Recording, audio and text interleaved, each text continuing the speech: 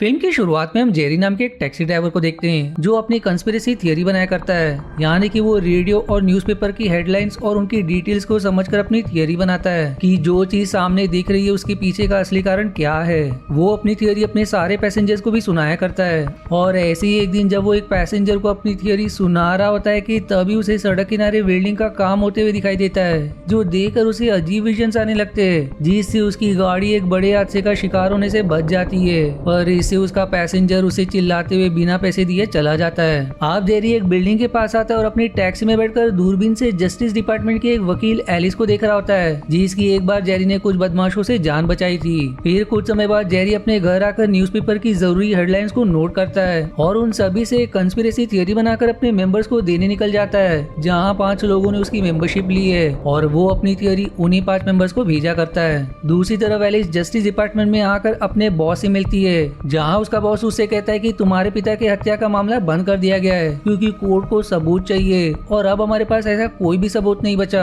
जो उनके दोषी का पता लगा सके। जो सुनकर एलिस उदास और गुस्सा भी हो जाती है। तभी वहाँ जेरी आता है, जिसे गार्ड्स अंदर आने नहीं देते क्योंकि वो हमेशा यहाँ आता है और अपनी बेकार की थियरी लोगों को बताकर उनका समय बर्बाद करता है, लेकिन एलिस उसे अंदर आने देती है। तब जेरी उसे बताता है कि मुझे पता चला है कि पिछले 3 सालों में 8 भूकंप आ चुके हैं और उन सभी भूकंप के बाद एक स्पेसक्राफ्ट को देखा गया है। मुझे लगता है कि ये सारा काम नासा कर रही है, जो किसी खास वेपन का टेस्ट कर रही है ताकि प्रेसिडेंट को मारा जा सके, क्योंकि प्रेसिडेंट ने नासा को फंडिंग करना कम कर दिया है। लेकिन एलिस को इस बात पर विश्वास नहीं होता, उसे ये बस एक बेकार थ्योरी लगती है, जेरी के बाकी थ्योरी की तरह, इसलिए वो उसे वहाँ से जाने को कह देती है। अब जेरी जब अपनी टैक्सी में आता है तब उसे कुछ सीआईए वालों पर शक होता है, इसलिए उनका पीछा करने लगता है। तब सारे सीआईए वाले क्रिमिनल कोर्ट बिल्डिंग के अंदर चले जाते हैं, इसलिए जेरी भी वहाँ जाता है। लेकिन जैसे ही वो अंदर आता है कैमरा पर उसकी फोटो क्लिक हो जाती है, जिससे सीआईए वाले उसे पकड़ लेते हैं और एक पागल खाने में लाकर व्हीलचेयर पर बांध देते हैं। तब उसके पास सीआईए का साइकेट्रिस्ट जोनास आता है, लेकिन बहुत तेज लाइट होने की वजह से जेरी उसका चेहरा नहीं देख पाता।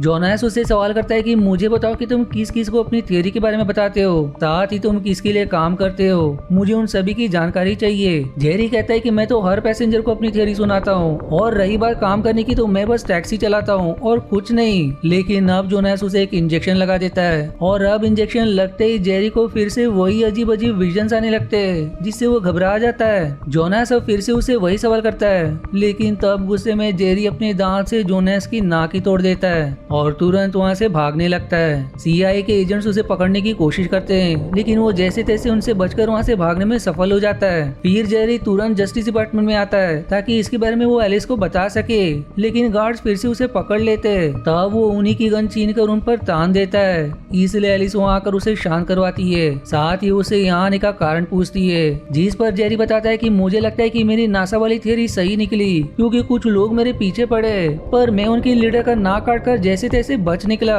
तुम कैसे भी करके मुझे बचा लो वरना वो मुझे मार देंगे।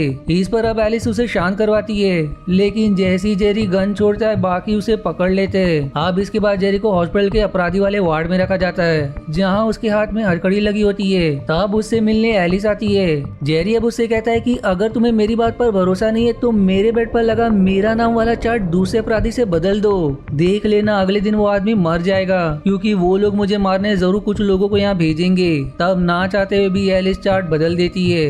अब अगले दिन एलिस जब हॉस्पिटल आती है तो सच में वो अपराधी मर चुका होता है जिसका एलिस ने चार्ट बदला था, लेकिन उसकी मृत्यु हार्ट अटैक से हुई थी, जिससे एलिस को जेरी की बात पर थोड़ा विश्वास भी होता है और थोड़ा नहीं भी। लेकिन इससे एलिस को सीआईए वाले पूछताछ के लिए बुलाते हैं जो जेरी के लिए हॉस्पिटल में आए थे और उनके साथ जोनास भी होता है जिसकी नाक पर पट्टी लगी थी, जो देखकर एलिस हैरान हो जाती है। दरअसल एलिस को यहाँ पूछताछ करने के लिए बुलाया गया है क्योंकि आखिरी बार उसकी जेरी से बात हुई थी और चार्ट कैसे बदला गया इसके बारे में भी वो लोग जानते थे। तब एलिस को बचाने के लिए जेरी अपने वार्ड में वॉमिट का नाटक करने लगता है और अब जैसे ही वहाँ डॉक्टर्स आते हैं जेरी बेड के हथकड़ी वाले हिस्से को तोड़कर उसके साथ ही हॉस्पिटल से भागने की कोशिश करता है, जिसके पीछे सीआईए और एफबीआई वाले भी पड़ जाते हैं। पर एलिस की मदद से जेरी हॉस्पिटल से भागने में सफल हो जाता है। अब रात को जब एलिस अपने घर जा रही होती तब उसके ही गाड़ी के अंदर जेरी छिप जाता है, जो उससे कहता है कि मेरे घर चलो, वहाँ हम सुरक्षित रहेंगे। इसलिए एलिस को अपनी गाड़ी जेरी के घर की तरफ घुमानी पड़ती है और जब दोनों जेरी के घर आते हैं तो घर देखकर एलिस हैरान हो जाती है क्योंकि वो घर काफी अजीब था। जेरी ने यहाँ तक कि फ्रिज को भी ताले से बंद करके रखा होता है, जो देखकर एलिस हैरान हो जाती है। जेरी अब उसे अपने मेंबर्स की लिस्ट बताकर कहता है कि जरूर मेरे 5 मेंबर्स में से कोई एक ऐसा इंसान है जो सीआईए के साथ मिला हुआ है, इसलिए उन्हें मेरी नासा वाली थियरी के बारे में पता चला और हो सकता है कि सीआईए भी नासा के साथ मिले हुए जो सभी प्रेसिडेंट को मारने का प्लान बना रहे। लेकिन अभी तक एलिस को उसकी थियरी पर इतना विश्वास नहीं होता कि आखिर नासा बस फंडिंग के लिए प्रेसिडेंट को क्यों मारना चाहेगी। तभी घर में सीआईए के लोग स्मोक बॉम्ब फोड़ देते जो देखकर जेरी तुरंत एलिस को लेकर अपने घर से भागने लगता है। साथ ही उसने अपने पूरे घर में वायर के साथ साथ जगह जगह छोटे बॉम्ब फिट किए थे जो जेरी का सारा जमा किया हुआ डेटा जलाने लगती है ताकि कोई भी उसका डेटा ना प्राप्त कर सके। इधर एलिस को एक कमरे में उसकी ही पेंटिंग दिखाई देती है जो देखकर वो हैरान हो जाती है कि ये यहाँ कैसे आई। लेकिन जेरी उसकी बातों का जवाब ना देते हुए तुरंत उसके घर से भाग जाता है और फिर एक फायरमैन का कपड़ा पहनकर सीआईए वालों के बाजू से गुजर जाता है जिस पर उन्हें जरा भी शक नहीं होता। वहीं जेरी के घर में जोनास को एलिस की पेंटिंग मिल जाती है जिससे वो समझ जाता है कि एलिस और जेरी का जरूर कुछ संबंध है, इसलिए वो अपने साथियों को एलिस के बारे में सारी जानकारी निकालने को कहता है। दूसरी तरफ जेरी एलिस के साथ उसके घर आता है जहाँ एलिस उससे उस पेंटिंग के बारे में पूछती है लेकिन तब भी वो उसे कुछ नहीं बताता। पर जब वो उस घर में आता है तो गलती से उसके मुंह से निकल जाता है कि यही से मैं तुम्हें देखा करता था, जो सुनकर एलिस एकदम गुस्सा हो जाती है और तुरंत उसे घर से भगा देती है। अब जेरी अपनी पसंदीदा किताब लेने एक लाइब्रेरी आता है लेकिन उसके पेमेंट करने की वजह से सीआईए वालों को उसकी लोकेशन मिल जाती है, इसलिए वो सभी उसके पीछे पड़ जाते हैं। पर जेरी जैसे तैसे उनसे बचकर निकल जाता है। अब अगले दिन जेरी एलिस के ऑफिस के बाहर होता है जहाँ सीआईए वाले एलिस को जोनास के पास ले जाने के लिए आए थे। तब जेरी एलिस को फूल भिजवाता है जिसमें एक नोट लिखा था कि अभी तुम्हें बस स्टॉप पर आकर पहली बस पकड़नी है, इसलिए वो ऐसा ही करती है और सीआईए वालों के सामने ही बस पकड़कर वहाँ से निकल जाती है जो देखकर सारे सीआईए वाले उस बस का पीछा करने लगते हैं। अब बस के अंदर जेरी आता है जहाँ वो एलिस को बताता है कि सीआईए वाले तुम्हें भी पकड़ने की कोशिश कर रहे हैं। तब एलिस उसे बताती है कि मैंने तुम्हारे सारे मेंबर से बात करने की कोशिश की जिससे मुझे पता चला कि 5 में से 4 मेंबर्स कल रात ही मर गए, सिर्फ एक आदमी बचा है, मुझे उससे तुरंत मिलना है, हो सकता है उससे कुछ जानकारी मिल सके।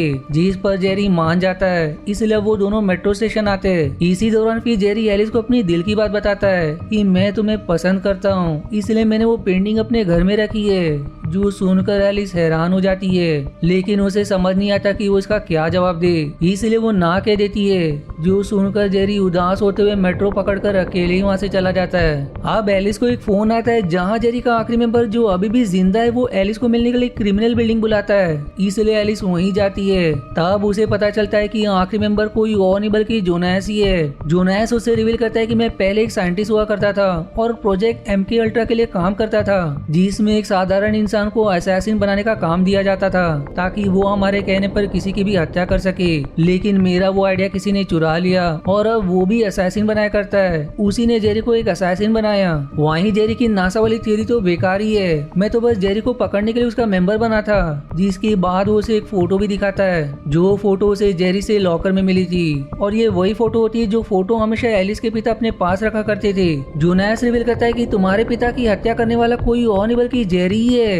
जो सुनकर एलिस एकदम हैरान हो जाती है। वो आगे समझाता है कि तुम्हें मेरा साथ देना होगा ताकि मैं जेरी को पकड़कर उस इंसान का पता लगा सकूं जिसने मेरा आइडिया चुराया है, ताकि वो दूसरों को नुकसान ना पहुंचा सके। और इस काम को करने के लिए मुझे तुम्हारी मदद की जरूरत पड़ेगी।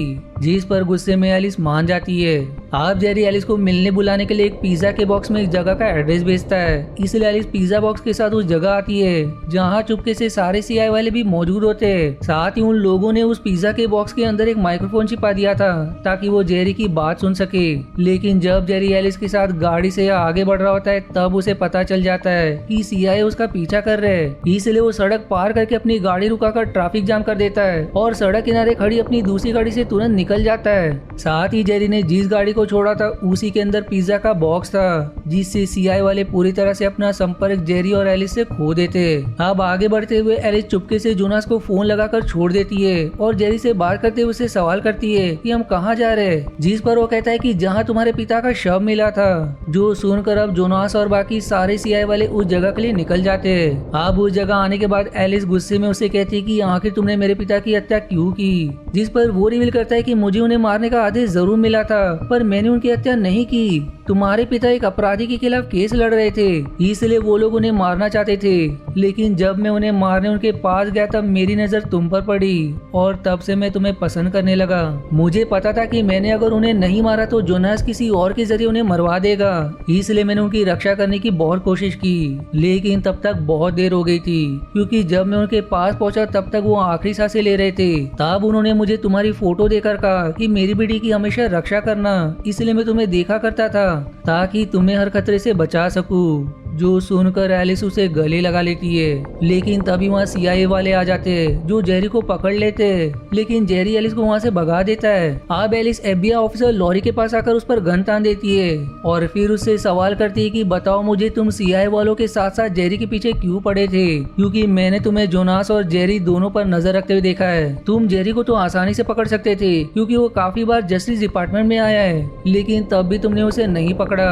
तब लॉरी उससे रिवील करती है कि मैं एक अंडरकवर एजेंट हूँ, मुझे FBI ने जोनास पर नजर रखने के लिए भेजा है क्योंकि जोनास असैसिन बनाता है। इसलिए FBI ये पता करना चाहती है कि आखिर जोनास किसके साथ मिलकर ये काम करता है, उसके सारे ठिकाने कौन से है, और अगर सच में किसी ने उसका आइडिया चुराया है तो वो कौन है। वहीं हम उसे सीधे नहीं पकड़ सकते क्योंकि उसका अपने खिलाफ सबूत मिटाना बहुत ही आसान काम है। जो सुनकर एलिस हैरान हो जाती है क्योंकि सारे लोगों का किसी न किसी चीज में संबंध है। तब वो लॉरी को बेहोश करके उसका कार्ड लेकर वहाँ से चली जाती है ताकि जरूरत पड़ने पर वो उसे बुला सके। अब एलिस उस पागल खाने आती है जहाँ पहले जोनास ने जेरी को रखा था, लेकिन उसे वहाँ कहीं भी जेरी दिखाई नहीं देता।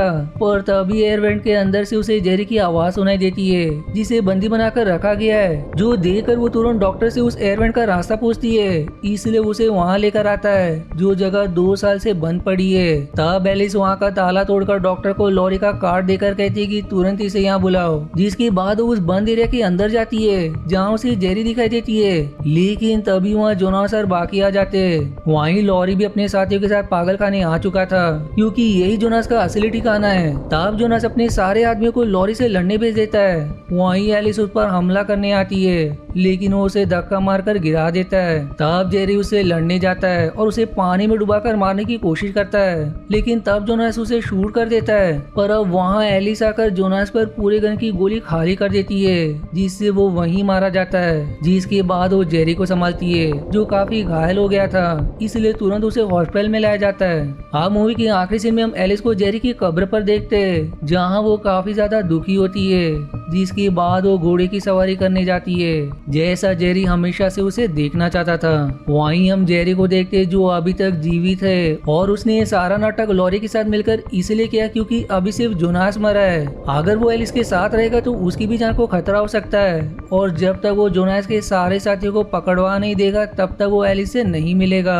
जीसी मिक्स फीलिंग के साथ ये मूवी यहीं समाप्त हो जाती है। आशा है आपको मेरी एक्सप्लेनेशन पसंद आई। यदि हाँ तो प्लीज वीडियो को लाइक करना और चैनल को सब्सक्राइब करके सपोर्ट करना ना भूलें। मिलते हैं अगले एक्सप्लेनेशन वीडियो में, तब तक के लिए धन्यवाद दोस्तों।